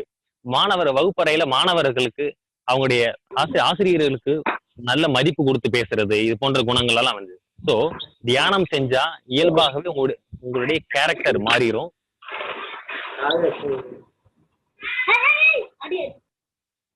உங்களுடைய கேரக்டர் மாறிடும். நல்ல ஒரு தெய்வீகமான குணங்கள் உங்களுக்கு வரும். இது போக நல்ல ஆசிரியர்களுடையும் சக மாணவர்களும் நல்ல ஒரு மதிப்பு கூடும். முக்கியமா அவங்களுக்கு மார்க் கூடும். நாங்க டெஸ்ட் பண்ணதுல அவங்களுக்கு முதல் மாதத்திலயும் 3ஆவது மாதத்திலயும் அப்ப தேர்வுகள்ல நல்ல ஒரு முன்னேற்றம் கண்டுபிடிக்க முடிஞ்சுச்சு. அப்போ மாணவர்களுக்கு மதிப்பெண் கூடுது, அவங்களுடைய குணநலன்கள் மாறுது, நல்ல எல்லார்கிட்டையும் நல்ல பேர் எடுக்கிறான், அவனுக்கு உள்ளுக்குள்ள மன அமைதியும் கிடைக்குது, அவங்க பாடியில எனர்ஜி லெவல் கூடுது. ஸோ இவ்வளவு நன்மைகள் கிடைக்குது. இதே நன்மை நீங்க கத்துக்கொண்ட இந்த மனவளக்கலை யோகால நீங்க டெய்லி வீட்டுல செஞ்சீங்கனாலே இது கிடைக்கும். சரி, இப்போ மாணவர்களுக்கு பொதுவாக படிக்கிறதுல வேற என்னென்ன பிரச்சனை அப்படின்னா அவங்களுடைய சோம்பேறித்தனம் தான். நம்ம எல்லாருக்கும் இந்த அனுபவம் உண்டு. அதாவது நமக்கு ஒரு 10 நாள் கழிச்சு எக்ஸாம் இருக்கும். அத நமக்கு ஸ்டடி ஹாலிடேஸ் விட்டுருப்பாங்க. அந்த எக்ஸாம் படிக்கிறதுக்கு 10 நாள் இருக்கும். அப்போ நம்ம இந்த 10 நாள் நம்ம என்ன நினைப்போம், அந்த மாணவன் அப்படின்னா, அதான் இன்னும் 10 நாள் இருக்குல்ல எக்ஸாமுக்கு, அப்புறமா படிச்சுக்கலாம் அப்படின்னு சொல்லி ஃப்ரெண்ட்ஸோட விளையாட போவோம். அப்படியே ஒவ்வொரு நாளும் கழிச்சுக்கிட்டே இருப்போம். இப்ப கடைசியா ஒரு நாள்ல உட்காந்து அப்படியே அவசர அவசரமா படிச்சுட்டு அதை கொண்டு போய் எழுதி ஏதோ மார்க் வாங்கி நம்ம வந்திருப்போம். இதுதான் பெரும்பாலான மாணவர்களுக்கு பெரிய பிரச்சனையாக இருக்கு. ஆனா எக்ஸாம் அவன் அந்த கடைசி ஒரு நாள் மட்டும்தான் அவன் நினைப்பான், ஐயோ சரி கடைசி நேரத்துல இப்படி அவசர அவசரமா படிக்க வேண்டி இருக்கேன், அன்னைக்கே நம்ம படிச்சிருந்தா இன்னைக்கு ரிலாக்ஸா எக்ஸாம் எழுதாம அப்படின்னு நம்ம நினைப்போம். இத சைக்காலஜில சொல்றாங்க. மன உளவியலாளர்கள், மனோதத்துவ நிபுணர்கள் சொல்றாங்க, மனம் ஒரு மோசமான எஜமானன். அதாவது மனம் ஒரு மோசமான எஜமானன், அவன் ஆனால் நல்ல வேலைக்காரன் அப்படின்னு சொல்லுவாங்க. மனம் ஒரு மோசமான எஜமானன் ஆனால் நல்ல வேலைக்காரன். இதுக்கு அர்த்தம் இதுக்கு எக்ஸாம்பிள் தான் இப்ப இவ்வளவு நேரம் நம்ம சொன்னது. அதாவது எக்ஸாமுக்கு இன்னும் 10 நாள் இருக்கு அப்படின்னு அப்புறம் பாத்துக்கலாம் அப்படின்னு ஒவ்வொரு நாளும் தள்ளி போடுறோம்ல, ஒவ்வொரு நாளும் தள்ளி போட்டுட்டு விளையாட போறோம், எங்கேயாச்சும் போயிடுறோம். இப்படி ஒவ்வொரு நாளும் தள்ளி போடும் பொழுது இந்த மனசு ஒரு மோசமான எஜமானன். ஆனா கடைசி ஒரு நாள் 2 நாள் உட்கார்ந்து படிச்சிருது பாத்தீங்களா, அப்படி உட்கார்ந்து அந்த 2 நாள் உட்கார்ந்து படிக்கும் பொழுது அதுக்கு பேரு நல்ல ஒரு வேலைக்காரன் அப்படின்னு பேரு. அப்போ கிட்டத்தட்ட ஒரு 8 நாள் நம்முடைய மனசு நமக்கு மோசமான எஜமானனாக இருக்கு. கடைசியா ஒரு 2 நாள் நம்ம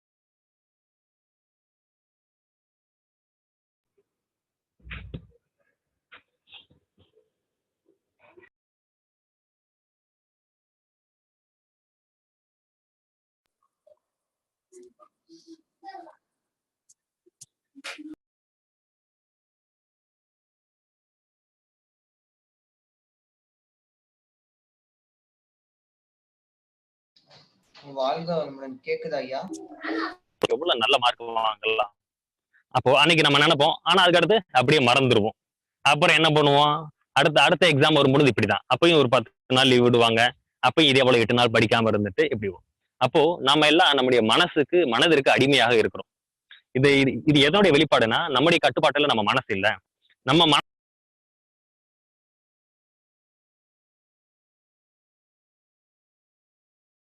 மனதுக்காக வேதாத்திரி மகரிஷி பயிற்சி கொடுத்திருக்கிறாங்க.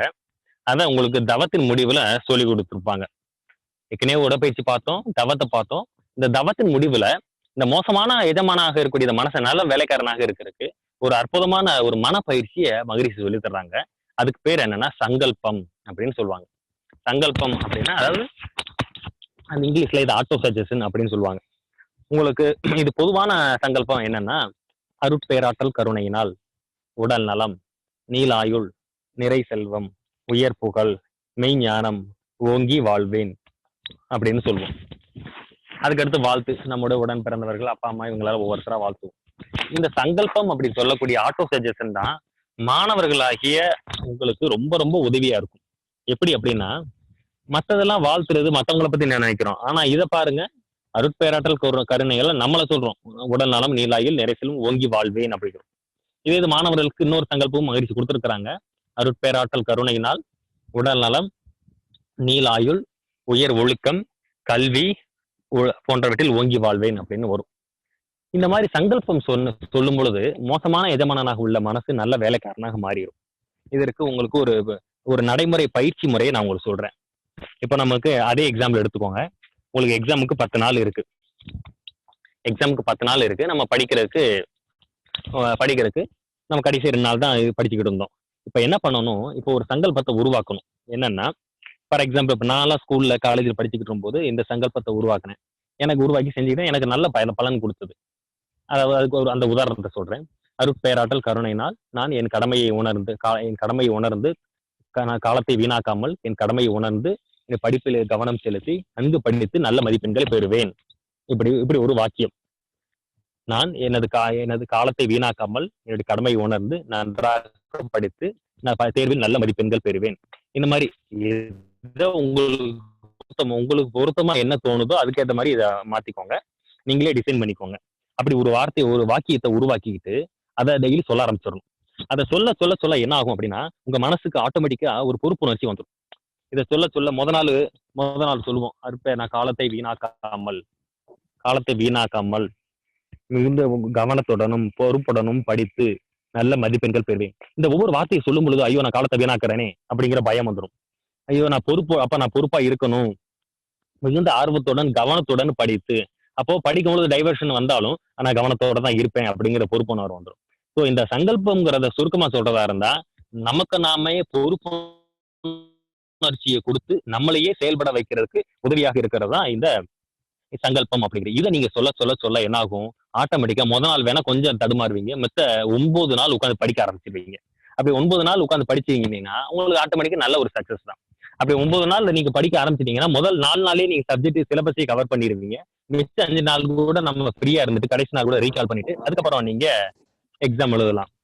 ஆனா அதை விட்டுட்டு நம்ம டெய்லி நம்ம போய் அந்த இன்னும் 8 நாள் இருக்குன்னு நினைச்சு நம்ம போய் கிரிக்கெட் விளையாண்டுருந்தோம்னா ஒவ்வொரு முறையும் விளையாடும் போது ஐயோ நம்ம படிக்க வேண்டியிருக்குன்னு உள்ளுக்குள்ள நம்முடைய மனசாட்சி நமக்கு சொல்லிக்கிட்டே இருக்கும்.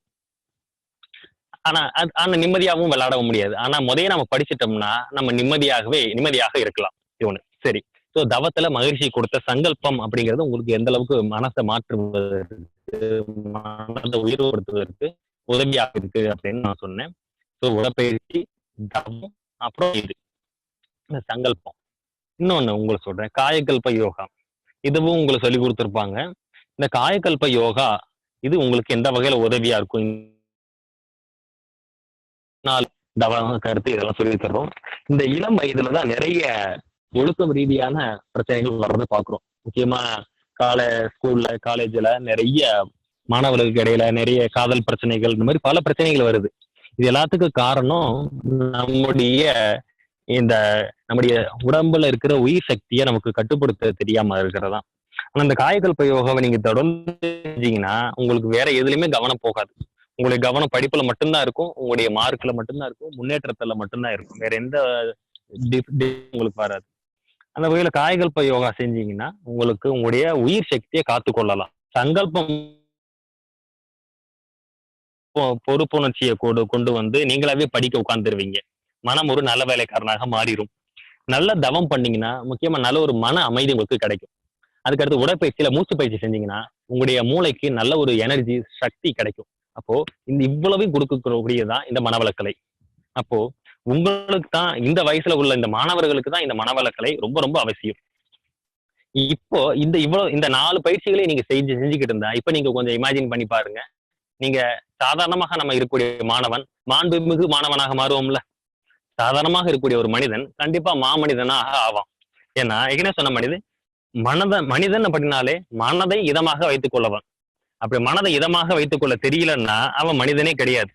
நம்ம 10 நாள் ஸ்டடி ஹாலிடேஸ்ல 8 நாள் விளையாண்டுட்டு சரி கடைசி 2 நாள் படிக்கிறோமே அந்த மொத்தத்துல அந்த 10 நாள் நமக்கு மனசு இதமா இருக்கா?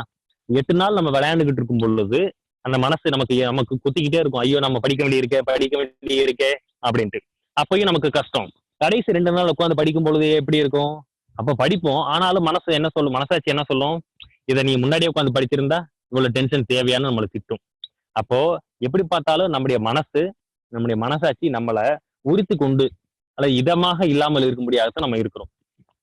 அப்போ மனசு இதமாகவே இல்லை, நம்ம மனிதனாகவே இல்லை. ஸோ இந்த சங்கல்பத்தை நீங்க சொல்ல ஆரம்பிச்சீங்கன்னா ஆட்டோமேட்டிக்கா உங்களுக்கு நல்ல ஒரு இது இருக்கும். நீங்க நினைக்கலாம் இது ஒரு சாதாரண இது என்ன ஒரு இப்படி நம்ம திரும்ப திரும்ப சொன்னோம்னா மாறிடுவோமா அப்படின்னா கண்டிப்பா மாறுவோம். நீங்க அதை செஞ்சு பாருங்க. இந்த மாதிரி சின்ன சின்ன நல்ல விஷயங்களை கூட நீங்க செயல்படுத்தி பார்த்தீங்கன்னா உங்களுக்கு நல்ல ஒரு முன்னேற்றம் தெரியும். அந்த வகையில நீங்க இன்னொரு ஒரு உதாரணம் சொல்றேன். திருக்குறள்ல ஒரு குறள், அந்த குறளை சொல்லி நான் அதுக்கு ஏற்ற மாதிரி உங்களுக்கு விளக்கம்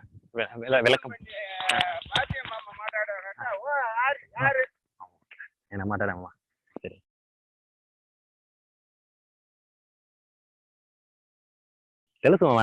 எனைத்தானும் நல்லவை கேட்க அனைத்தானும் ஆன்ற பெருமை தரும் அப்படின்னு ஒரு திருக்குறள் இருக்கு. அதாவது எனைத்தானும் நல்லவை கேட்க அனைத்தானும் ஆன்ற பெருமை தரும்.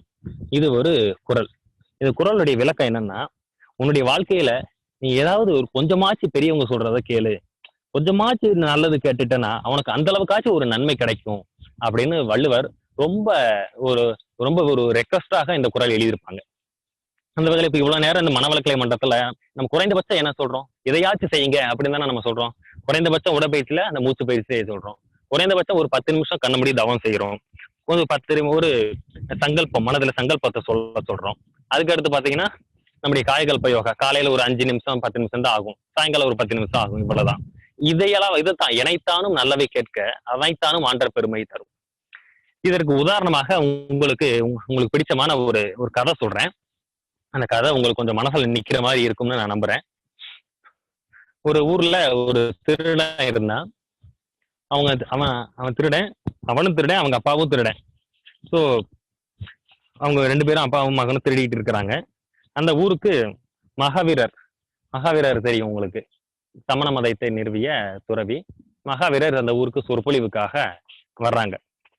மகாவீரர் அவங்க ஊருக்கு வர்றாங்கன்னு கேள்விப்பட்டா இந்த அப்பா என்ன பண்றாரு, தன் மகன் கிட்ட சொல்றாரு, மகனே இந்த மாதிரி நம்ம ஊருக்கு மகாவீரர்னு ஒருத்தர் வர்றாரு, அவர் நீ எங்க வேணா போ, ஆனா அவரு ஸ்பீச் கொடுக்கக்கூடிய இடத்துக்கு, அவர் பேசுற இடத்துக்கு மட்டும் நீ போயிடாத அப்படிங்கிறார்.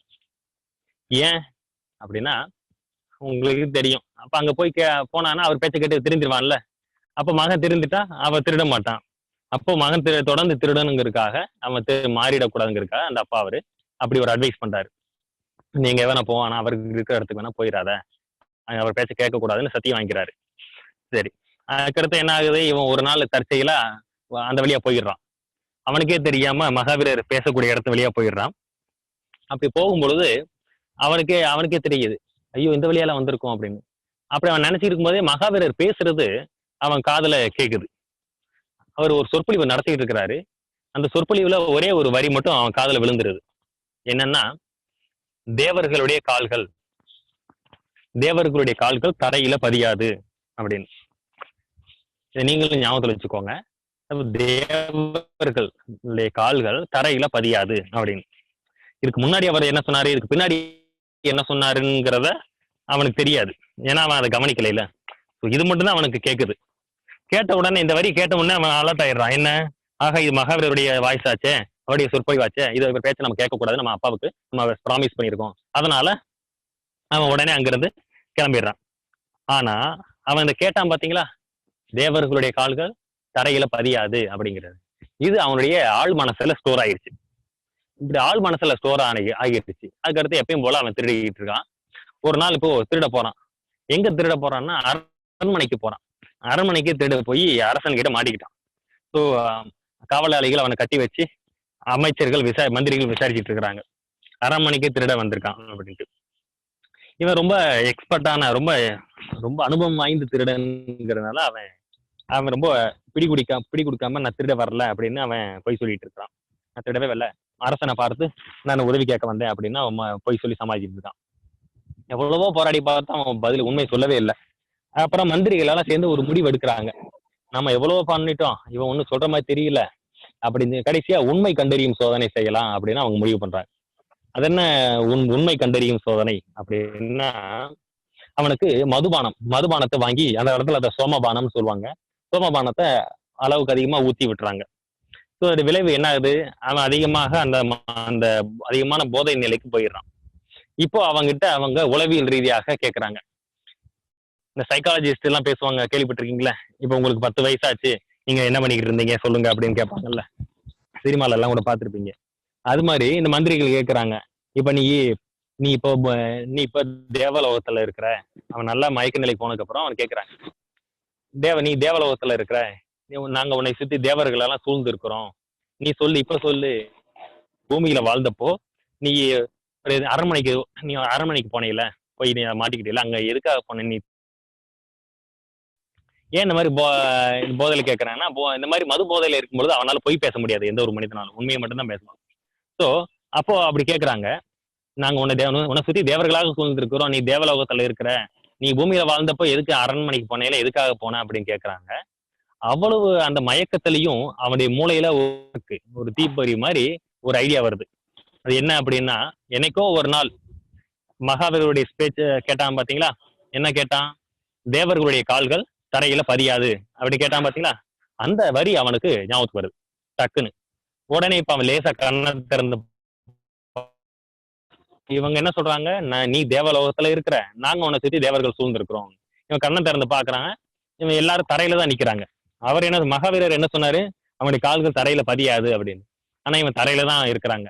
அப்போ உடனே அலர்ட் ஆயிட்டான், ஓ இவங்க நம்மளை ஏமாத்த பாக்குறாங்க, இவங்க நம்ம கிட்ட பொய் சொல்றாங்க அப்படின்னு சொல்லிட்டு அப்பயும் அதே மயக்க நிலையில இருந்த மாதிரி அவன் நடிச்சு அவன் சொல்லிடுறான், இல்ல நான் அரசர்கிட்ட உதவி கேட்க தான் போனேன், அவங்க என்னை தப்பா பிடிச்சிட்டாங்க அப்படின்னு போய் சொல்றான். உடனே இப்ப கடைசியா என்ன அந்த மந்திரிகளாக முடிவுக்கு வர்றாங்க, நம்ம இவனுக்கு இந்த சோதனையை நடத்தி இவன் இதைத்தான் சொல்றான், அப்ப உண்மையாவே ஒரு நல்லவனை தான் நம்ம தண்டிக்க பார்த்துட்டோம், இவனை நம்ம விட்டுறணும், ஒரு நல்லவனை தண்டித்த பாவம் வேண்டாம் நமக்கு அப்படின்னு சொல்லி அவனை விட்டுறாங்க. அப்போ அவன் திரும்பி வந்து வீட்டுக்கு வந்து யோசிக்கிறான், மகாவீரருடைய ஒரு வரியை கேட்டதுக்கு நம்ம உயிர் போற ஆபத்துல இருந்து தப்பிச்சிருக்கிறோம்னா, அவருடைய பேச்சை கேட்டா நம்முடைய வாழ்க்கையில எவ்வளவு முன்னேறலாம் அப்படின்னு அவன் நினைச்சு திருந்தி அந்த தொழிலை விட்டு மகாவீரட்டே அவன் சீடானா மாறி அவன் பெரிய ஆளா வர்றான், பெரிய துறவியாக பெண்ணா வர்றான் பின்னாடி. இதுதான் அது உண்மை சம்பவம்னே சொல்லுவாங்க, புத்தகத்துல உண்டு இதெல்லாம். அப்போ இதுதான் அந்த திருக்குறளுடைய உதாரண கதை. அந்த திருக்குறள் என்ன, எனைத்தானும் நல்லவை கேட்க, அதாவது எனைத்தானும் நல்லவை கேட்க, அனைத்தானும் அன்ற பேரும். ஏதாவது ஒரு சிறிய அளவிலையாச்சும் நீ நல்லதை கேட்டா உனக்கு அந்த அளவையாச்சும் உனக்கு ஒரு நன்மை கிடைக்கும், அந்த அளவுக்கு உனக்கு ஒரு பெரிய நன்மை கிடைக்கும், பெருமை கிடைக்கும் அப்படிங்கிறது. மகாவீரருடைய ஒரு வரியை கேட்டதுக்கு அவர் அப்படின்னா, அவருக்கு அப்படி ஒரு உயர்வு வாழ்க்கையில் கிடைச்சிருக்கு, பெரிய ஆபத்துல இருந்து அவன் தப்பிச்சிருக்கிறான்னா, நாம இந்த நூற்றாண்டுல வாழ்ந்த மகரிஷியான இந்த மகாவீரரான வேதாத்திரி மகரிஷிய இந்த மனவளக்கலையை நீங்க கத்துக்கிட்டீங்கன்னா பெரிய அளவில் உங்களுக்கு நன்மையாக இருக்கும்.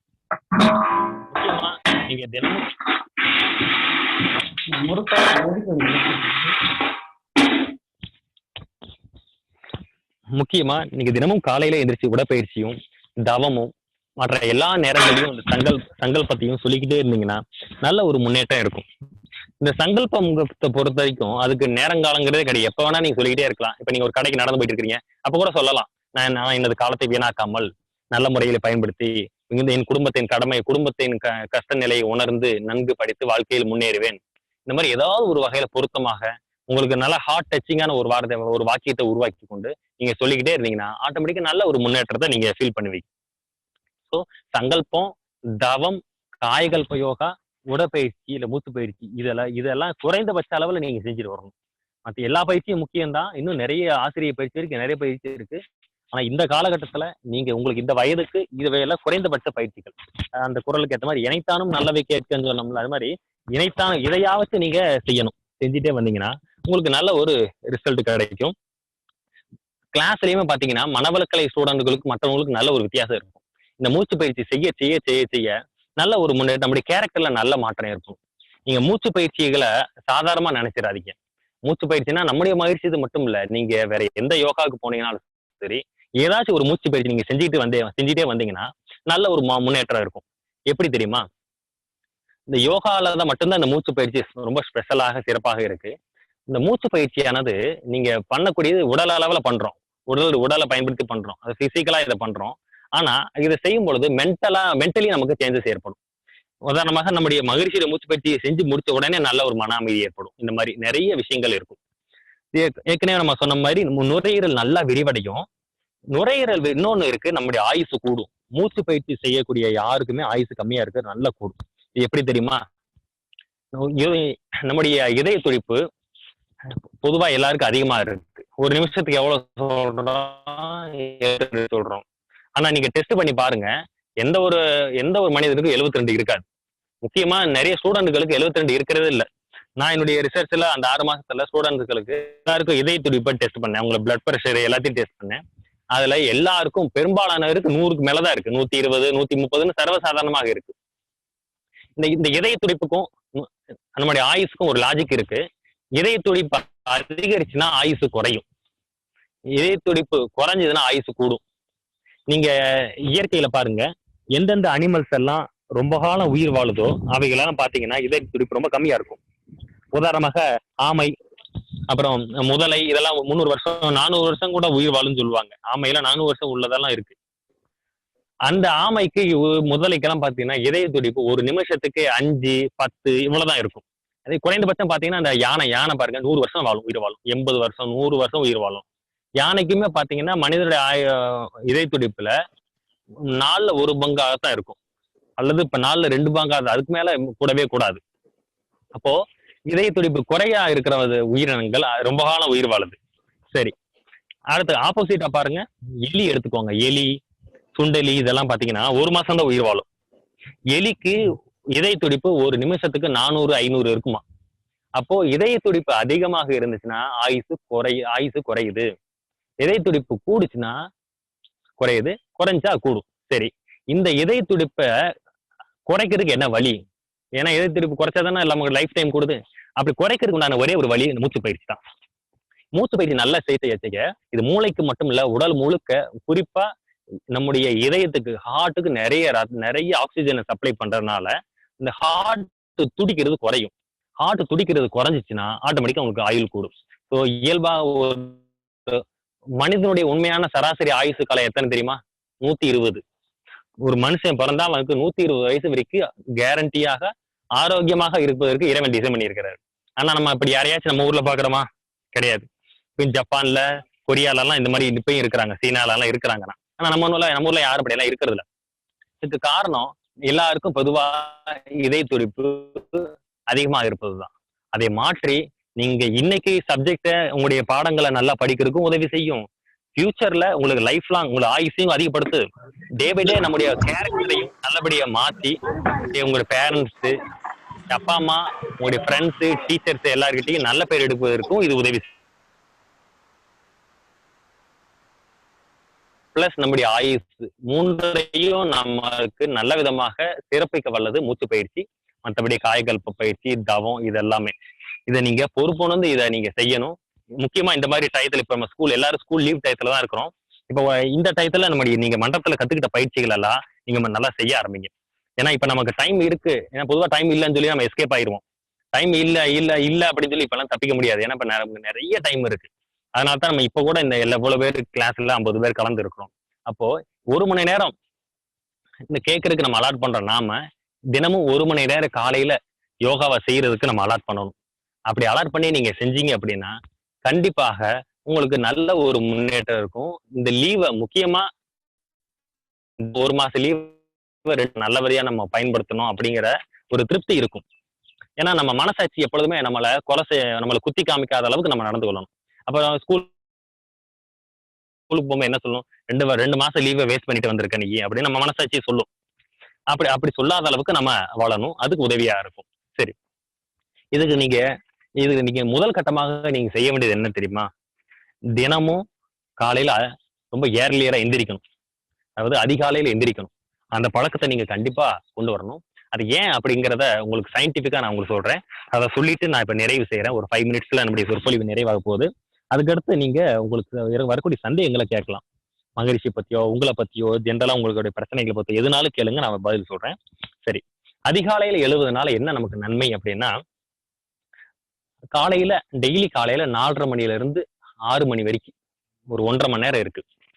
இந்த 1.5 மணி நேரத்துக்கு பேர் என்னன்னா பிரம்ம முகூர்த்தம் அப்படின்னு சொல்லுவாங்க சமஸ்கிருதத்துல.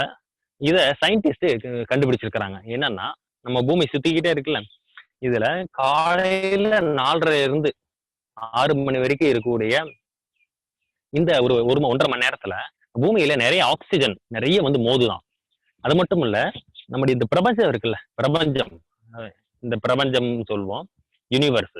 அந்த யூனிவர்ஸ்ல இருந்து நிறைய பிரபஞ்ச சக்தி, அதாவது காந்த சக்தி, வான்காந்த சக்தின்னு சொல்லுவாங்க.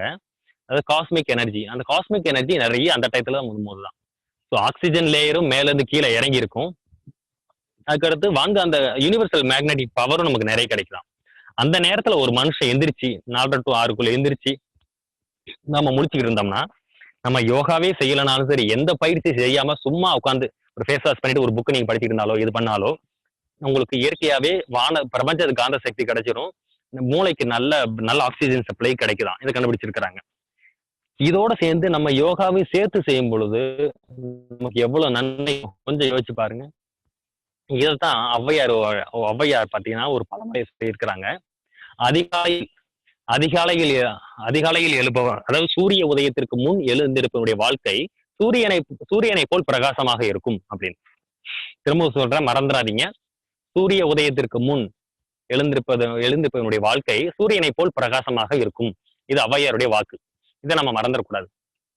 இன்னொன்னு நீங்க அனுபவத்துல பாருங்க. இந்த பழமொழி இது மத்தவங்க சொன்னது. அதிகாலையில் எழுந்தால் அந்த நாள் உன் கையில். தாமதமாக எழுந்தால் அந்த நாளின் கையில் நீ. அதாவது இப்ப நீங்க 5 மணிக்கு எந்திரிக்கிறீங்க அல்லது 6 மணிக்கு எந்திரிச்சுக்கிறோம்னா அப்ப ஊரே ஓரளவு அப்பதான் இயங்க ஆரம்பிக்கும். நம்ம அப்ப அந்நேரம் எந்திரிச்சு குளிச்சு ரெடி ஆயிட்டோம்னா நமக்கு ஒரு சந்தோஷமா இருக்கும் மனசுக்கு. அதுக்கப்புறம் கொஞ்சம் மைண்ட் கொஞ்சம் ரிலாக்ஸா ஃப்ரீயா இருக்கும். ஓகே, இன்னைக்கு நம்ம என்ன செய்யலாம் அப்படின்னு நாமளே பிளான் பண்ண ஆரம்பிச்சிருவோம். அந்த நாள்ல அந்த வேலையை செஞ்சு முடிச்சிருவோம். ஆனா இதே நமக்கு காலையில 8 மணிக்கு அல்லது 10 மணிக்கு தான் எந்திரிக்கிறோம்னா, நம்ம எந்திரிக்கும் பொழுதே 10 மணி வெயில் சுள்ளுன்னு இருக்கும். அதுக்கப்புறம் நம்ம குளிச்சு வரதுக்கு 11, 12 மணி ஆகிரும். அதுக்கப்புறம் மிச்சம் அரை நாள் தான் இருக்கும். அப்ப அந்த அரை நாள்ல என்னத்தை சாதிக்க முடியும்? நம்ம மனசே என்னது அந்த அரை நாள் தான் இருக்குன்னு அப்படியே அசால்ட் ஆகிரும். அப்ப அதுக்கு அந்த நாளே வேஸ்டா போயிடும். இப்ப இதுதான் அந்த பழமொழி. யோசிச்சு பாருங்க. அதிகாலையில் எழுந்தால் அந்த நாள் உன் கையில், தாமதமாக எழுந்தால் அந்த நாளின் கையில் நீ. அதே போல இந்த வான்காந்த சக்தி நமக்கு கிடைக்குது, நம்முடைய ஆக்சிஜன் சக்தியும் நமக்கு கிடைக்குது. அதுலயும் டெய்லி காலையில இந்த 4 to 6 ரொம்ப நல்லா இருக்கும். அதுலயும் குறிப்பா பாத்தீங்கன்னா டிசம்பர் மாசத்துல இந்த மார்கழி மாதம் சொல்லுவோம்ல, டிசம்பர் 15 இருந்து ஜனவரி 15 வரைக்கும் இருக்கும். அது தமிழ் மாதம் மார்கழி மாசம் பாத்தீங்கன்னா 30 நாள் அதிகமான ஆக்சிஜன் சப்ளை இருக்குமா. அதிகமான அந்த universal magnetic power, cosmic energy பூமியில வந்து மோதுமா. அதனால தான் குளிர் அதிகமாக இருந்தாலும் அதையும் பொருட்படுத்தாம நம்ம முன்னோர்கள் நீங்க 5 மணிக்கெல்லாம் எந்திரிச்சு குளிச்சுட்டு கோவிலுக்கு போகணும், பஜனை பாடல்கள் பாடணும் அப்படின்னு சொல்லி திருப்பாவை, திருவம்பாவை இது போன்றதெல்லாம் எழுதி வச்சாங்க. அப்ப நம்ம முன்னோர்களுக்கு தெரியாதா? ஐயோ, டிசம்பர் மாசம் ரொம்ப குளிரா இருக்குமே, அந்த நேரம் எந்திரிச்சு குளிச்சா எப்படி இருக்கும்? அது தெரியும். அது தெரிஞ்சு அது இப்படி குளிச்சாலும் ஒண்ணும் ஆகாது, நமக்கு நல்ல நன்மை தான் கிடைக்கணும் உணர்ந்து அவங்க அப்படி எழுதியிருக்கிறாங்க. ஸோ அதிகாலையில நம்ம எந்திரிச்சு இன்னொன்னு பாத்தீங்கன்னா, நீங்க எக்ஸாம் டயத்துல காலையில அதிகாலையில எந்திரிச்சு உட்காந்து படிச்ச அனுபவம் இருக்கும். மற்ற நாள்ல எந்திரிக்க மாட்டோம். ஆனா எக்ஸாம் டயத்துல மட்டும் எந்திரிச்சிருவோம். ஏன்?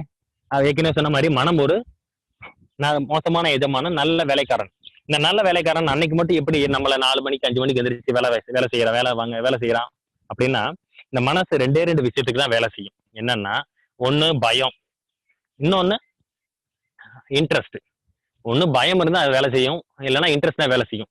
டெய்லி காலையில 5 மணிக்கு நமக்கு எந்திரிக்க முடியும். ஆனா ஏன் எந்திரிக்கிறது இல்ல? அன்னைக்கு மட்டும் எந்திரிக்கணும்னா பயம். ஐயோ! நாளைக்கு எக்ஸாம் இருக்கு. இன்னைக்கு ஒரு நாள் தானே இருக்கு. இன்னைக்கு நான் படிக்கலாம் ஃபெயில் ஆயிருவேனே!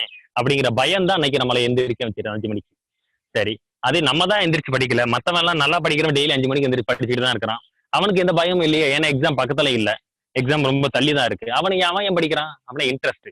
அப்ப ஒண்ணு பயத்துக்கு வேலை செய்யும். இல்லன்னா இன்ட்ரெஸ்ட் வேலை செய்யும். இப்போ நம்ம லீவ்ல இருக்கிறோம். இப்ப நமக்கு எந்த பயமும் கிடையாது. ஆனா நம்ம இன்ட்ரெஸ்ட் இருந்தா நமக்கு மனசு வேலை செய்யும். அதனால தினமும் காலையில ஒரு 5 மணிக்கு அட்லீஸ்ட் ஒரு 5:30 மணிக்காச்சும் நீங்க எந்திரிச்சு நம்முடைய மூச்சு பயிற்சியை மாடிக்கு போய் ஃப்ரெஷ்ஷான ஏர்ல செஞ்சு பாருங்களேன். சூப்பரா இருக்கும். இது உங்களுக்கு ஒரு பழக்கமாவே மாறிடும். அப்புறம் ஸ்கூல் திறந்ததுக்கு அப்புறம் நீங்க போய் காலேஜ் திறந்ததுக்கு அப்புறம் நீங்க போனா டெய்லி இதை செய்யாம உங்களுக்கு உங்களுக்கு அந்த நாளே ஆரம்பிச்ச மாதிரியே இருக்காது. அவ்வளவு ஃப்ரெஷ்ஷா அவ்வளவு பிடிச்சு போயிடும் உங்களுக்கு. அப்படிப்பட்ட பயிற்சி இது. இதை நீங்க தொடர்ந்து செய்யுங்க. இன்னும் கடைசியா ஒரே ஒரு குறிப்பு. காலையில நீங்க எந்திரிச்சு வேகமா எந்திரிச்சீங்கன்னா நல்ல நாள் நல்லா இருக்குங்கிறத தெரிஞ்சுக்கிட்டோம். ஆனா வேகமா எந்திரிக்காம நம்மளை தடுப்பது எதுன்னு தெரியுமா? நீங்க முத நாள் நைட்டு லேட்டா தூங்குறது தான். 10 மணிக்கு மேல நம்ம முழிச்சிட்டு இருக்கவே கூடாது. காலையில 5 மணிக்கு எந்திரிக்கணும்னா நம்ம நைட்டு தூங்குறது 12 மணியா இருந்துச்சுன்னா எப்படி எந்திரிக்க முடியும்? 12 மணிக்கு தூங்குறவன் மறுநாள் காலையில 12, 10 மணிக்கு தான் எந்திரிப்பான். அப்போ நீங்க ஒரு 10 மணிக்கு ரொம்ப மகரிஷி அவங்க ஒரு கவியில சொல்லுவாங்க, எவரென்றாலும் இரவு மணி 9 உறங்கி விட வேண்டும் ஒரு கவியில சொல்லுவாங்க. ஆனா 9 மணிக்கு நம்ம தூங்குறது ரொம்ப கஷ்டம் தான். அதனால 10 மணிக்காச்சும் நீங்க நினைச்சீங்கன்னா தூங்கலாம். அட்லீஸ்ட் ஒரு 10:30க்கு தூங்கிடணும். ஆனா 10 மணிக்கு மேலதான் எல்லா வேலைகளும் செஞ்சுட்டு இருப்பாங்க. டிவி பார்த்துட்டு இருப்போம், பேசிக்கிட்டு. அப்போ 10 மணிக்கு மேல நீங்க லேட் பண்ற ஒவ்வொரு ஒவ்வொரு நிமிஷமும் காலையில உங்களை எழுந்திருக்க வைக்கிறதுல ரொம்ப மலைப்பை கொடுக்கும். அதனால 10 மணிக்கு நீங்க ஏர்லியா இருந்து வேகமா தூங்குனீங்கன்னா வேகமா எந்திரிக்கலாம். லேட்டா தூங்குனீங்கன்னா லேட்டா தான் எந்திரிப்பீங்க. ஸோ அதிகாலையில எந்திரிச்சு மகிழ்ச்சியுடைய மூச்சு பயிற்சி, உடற்பயிற்சி, தவம் இதை செஞ்சு அந்த நாள் ஆரம்பிங்க. பகல் முழுக்க இந்த சங்கல்பம் சொல்லுங்க. நான் எனது குடும்பத்தின் கஷ்டத்தை உணர்ந்து, குடும்ப சூழ்நிலையை உணர்ந்து, காலத்தை வீணாக்காமல் மிகுந்த ஆர்வத்துடனும் கவனத்துடனும் படித்து என் வாழ்வில் முன்னேறுவேன். அல்லது எனது பெற்றோரை பாதுகாப்பேன் அப்படின்னு ஒரு உணர்ச்சி பூர்வமான சில வார்த்தைகளை நீங்க உருவாக்கி வச்சு சொல்லுங்க. அது பகல் முழுக்க இந்த சங்கல்பத்தை சொல்லுங்க. இது சொல்ல சொல்ல சொல்ல என்ன ஆகும்? நமக்கு ஜாலியா இருக்கணுங்கிற எண்ணம் போயிடும். நம்ம குடும்ப கஷ்டம் இருக்கே, நம்ம அப்பா அம்மா இப்படி கஷ்டப்படுறாங்களே, நம்ம முன்னேறணுமேங்கிற பொறுப்பு நம்ம வரும். அது நல்லது தானே? அது பகல் முழுக்க நீங்க அதை சொல்லிக்கிட்டே இருங்க. சாயங்காலம் நேரத்தில் காயகல்ப பயிற்சி செய்யுங்க. இதெல்லாம் தொடர்ந்து செஞ்சோம்னா கண்டிப்பாக மாணவனாக இருக்கிற நாம கண்டிப்பா மாண்புமிகு மாணவனாக மாறலாம். இதை செய்யக்கூடிய மற்ற மனிதர்களும் மாண்புமிகு மனிதனாக மாறுவாங்க. ஸோ இதோட நான் என்னுடைய உரையை நிறைவு செய்யறேன். உங்களுக்கு ஏதாவது சந்தேகங்கள் எதை பத்தி இருந்தாலும் நீங்க இப்ப கேட்கலாம். வாழ்க வளமுடன். வேதத்திரி கிராமத்திற்கு என்னுடைய நன்றியை தெரிவித்துக் கொள்கிறேன்.